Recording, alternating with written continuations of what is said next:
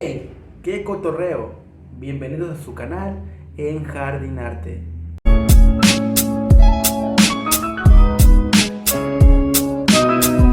Hijos de la clorofila. El día de hoy vamos a hablar de una planta muy interesante que se encuentra en muchas regiones de América, Centroamérica, Sudamérica, Centroamérica, Norteamérica. Una planta muy hermosa, originaria de un país muy hermoso que lo vamos a ver en el video. Y sin más, vamos a darle la bienvenida a esta planta llamada bugambilia.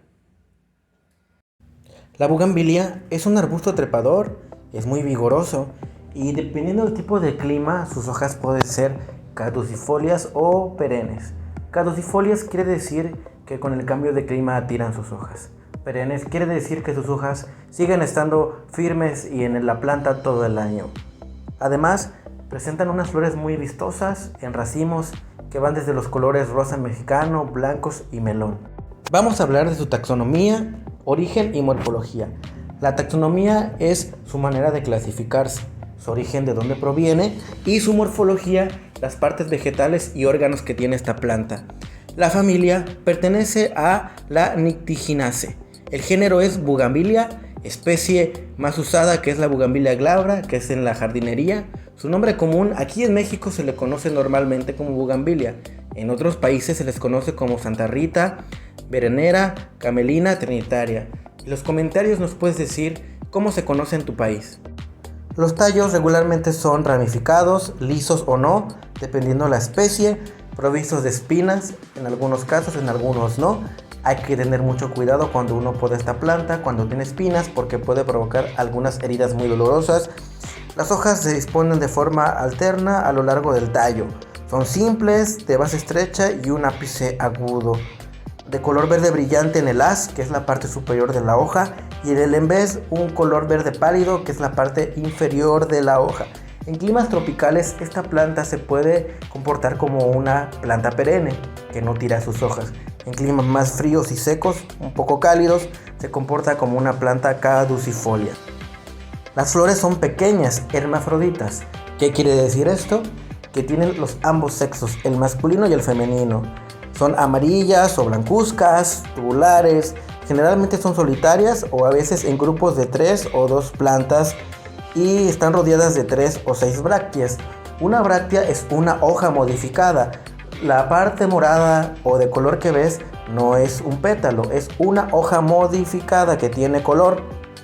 En realidad la flor es ese pequeño tubito blanco que ves en medio, esa es la flor que contiene el sexo masculino y femenino, que es hermafrodita. Hay 3 especies más usadas en la jardinería, vamos a mostrártelas en las imágenes. Una es la Bugambilia glabra, la siguiente es la Bugambilia spectabilis y la siguiente es la Bugambilia peruviana. Sus colores son variados en cada variedad y son muy hermosos. Los puedes tú usar en tu jardín, en tu patio, en tu terraza, en tu hotel, en tu centro comercial, en camellones, etc. Vamos a hablar de cosas importantes de sus requerimientos edafoclimáticos, quiere decir sus requerimientos de suelo y de clima. Vamos a empezar con la temperatura. Requiere una exposición soleada, lo sabemos muy bien. Temperaturas comprendidas entre los 25 y 35 grados durante el día y durante la noche 18 grados centígrados por la noche. Esta planta puede tolerar temperaturas hasta de 38 grados. Es por eso que en las zonas costeras de México, como es Baja California Sur, Los Cabos, o en Quintana Roo como Cancún, se utilizan en frente de mar porque resisten estos climas muy adversos. Tolera las temperaturas de 5 grados, pero a partir de las temperaturas de menos 3 grados o inferiores, pues muestra daños o quemaduras. Tal vez en tu región hay alguna bugambilia que ya resista estas temperaturas. Recordemos que hay excepciones en las plantas. Hay plantas que se llegan a adaptar, pero son excepciones a la regla. En climas templados, esta planta se puede comportar como una planta caduca o caducifolia, que se le caen las hojas, y en invierno, pues se puede comportar como una planta también caducifolia. Requiere algo muy importante, que es la luz. La luz es muy importante, hay mucha controversia en ello. Hay una medida que se utiliza para medir la cantidad de luz y estos se llaman luxes. Esto te puede ayudar a acomodar tu planta de una manera más certera, ya no andar tanteando si va en sombra, si va en una terraza, si va debajo de un árbol. Con esta medida científica tú lo puedes hacer de una manera más certera. Esta planta requiere al menos 43.000 luxes. La falta de estos luxes puede provocar la caída de las hojas y tal vez tu floración no sea tan bonita, no sea tan colorida. Esta planta es de días cortos, su floración. Es por eso que cuando empieza el invierno en algunas regiones y los días son cortos, puedes empezar esta planta a ver florecer. Cuando los días son cortos y las noches largas, esta planta empieza a florecer. Requiere al menos de 8 a 11 horas con temperaturas moderadas entre 15 y 20 grados y con alta intensidad lumínica para florecer. Vamos a hablar de algo importante que es el riego, pero antes de pasar a este punto, les voy a pasar un tip. Hay una aplicación que la pueden encontrar en Play Store, se los muestro en la imagen, donde ustedes pueden medir los luxes y lo pueden hacer de una manera más certera y en casa. Echemos mano de la tecnología para poder colocar nuestras plantas en un lugar muy adecuado. Recuerda, hoy voy a colocar mis plantas de acuerdo a los luxes que necesitan. Bien, el riego se recomienda hacer 3 veces por semana en periodo de primavera o verano, pero en invierno puedes reducirlo a 1 vez a la semana. Es bien importante mencionar que esta planta, cuando la riegas demasiado, limita su floración. Esta planta no le gusta mucho el agua, es una planta de poco requerimiento hídrico y de riegos moderados. Si tú te pasas, vas a provocar que tu planta no florezca y siempre esté amarilla y con hojas raquíticas. Su sustrato o suelo prefiere suelos fértiles, lógicamente, y con un buen drenaje. Entonces es por eso que tienes que recordar que esta planta requiere suelos drenados y con un riego moderado. Ojo, no te pases con el riego, porque si te pasas con el riego, tu planta no va a florecer, no va a tener una vigorosidad en las hojas. Esto es importante, todo aunado y junto con los luxes. Algo que es importante mencionar es que requiere en el sustrato, en el suelo, un pH entre 5 y 5.6. Dirás, ¿cómo puedo yo medir el pH? Que es una medida química del suelo. En internet puedes encontrar algunos aparatos no muy caros y económicos con los cuales tú puedes medir tu pH del suelo e irlo modificando. Si pones suelos ácidos como cortezas del bosque o sustratos del bosque o compostas fabricadas para no extraer planta del bosque, vas a encontrar con pHs más ácidos. Si encuentras suelos más blancos, regularmente van a ser más alcalinos. Entonces tú puedes ir mezclando tus suelos para lograr este pH más ácido. La propagación es por estacas y la usan mucho en los viveros, esta propagación, pero tú la puedes comprar en tu vivero. Regularmente la propagación de estas plantas es con plantas madres que utilizan los productores para tener esta producción de estacas. También hay propagación por esquejes.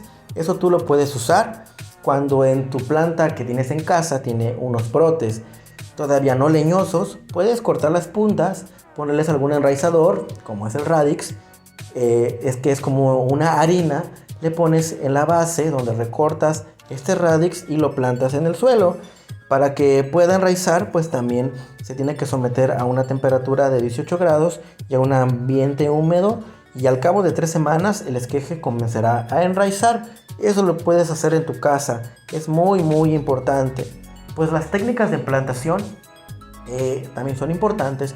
¿Cuántas plantas puedes trasplantar por metro cuadrado? Puedes hacerlo de 16 plantas, 8 plantas, hasta 5 plantas por metro cuadrado. Depende tú la intensidad y los macizos de plantas que tú quieras. La poda es mejor hacerla cuando pasa la floración, porque recordemos que la floración es un gasto de energía enorme. Entonces, después de la floración podemos empezar a hacer estas podas. Por lo general se debe recortar a 1/3 de las ramas para favorecer el vigor. Esta labor también se lleva a cabo para dar forma de la planta.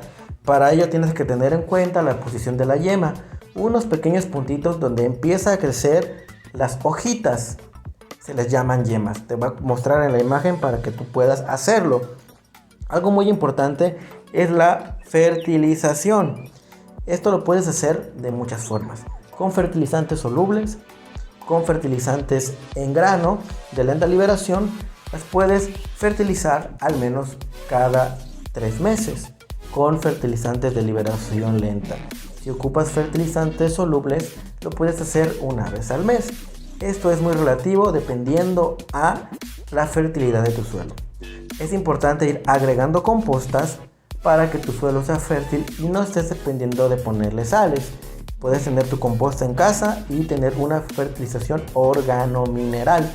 En un video que tengo en el canal sobre abono y fertilizante puedes tener más claro esto de la fertilización. Las plagas más importantes, una de ellas y terrible, es la araña roja. Es un pequeño ácaro. Lo puedes ver en el haz de la hoja, en la parte inferior. Son unas pequeñas arañitas casi microscópicas que se ven caminando como unos puntitos rojos. Estas plagas lo que hacen es que chupan la savia de la planta.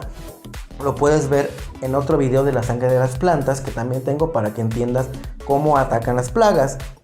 Esta plaga pues es muy difícil, regularmente se ataca con un producto químico llamado abamectina, pero es químico, yo no te lo recomiendo. Otro insecticida, obvio insecticida muy bueno, es la tierra diatomea. La tierra diatomea lo que hace es absorber la humedad del insecto y el insecto se seca. Esta tierra diatomea la puedes comprar también en línea. Echas lo que son 5 gramos en 1 litro de agua y con eso puedes asperjar con un atomizador tus plantas y la araña roja poco a poco irá cediendo. Es importante mencionar que las plagas no se eliminan, se controlan. Cuando tu caso es muy severo, te recomiendo recurrir a los productos químicos como es la abamectina, pero en casos muy extremos yo no te lo recomiendo. Otra de las plagas muy insidiosas es la cochinilla algodonosa. Ve el video que tengo en mi canal sobre esto para que puedas entender y los tratamientos de esta plaga. Rápidamente, esta plaga tiene una capa de cera que evita que los químicos o la tierra diatomea le entre.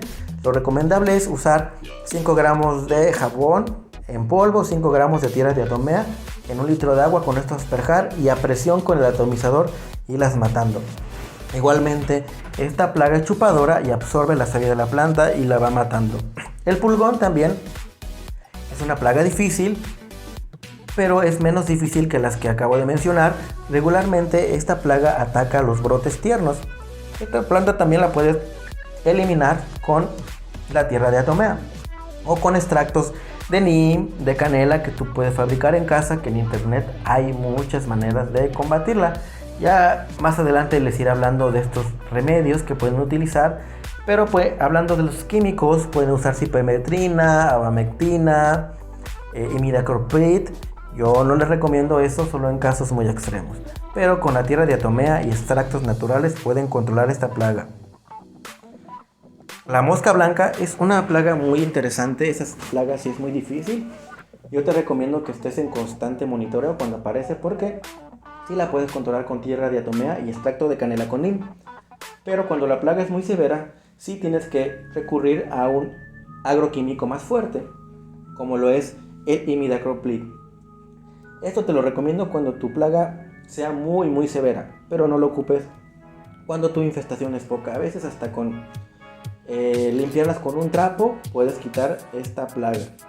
Las enfermedades pues hay muchas, como es el mildew, que aparece como en las hojas como un polvo, algunas pudriciones en raíz que se pueden tratar con fungicidas como el metalaxil, el cloratanonil, pero es importante que tengas un riego moderado para que la planta no se te pudra.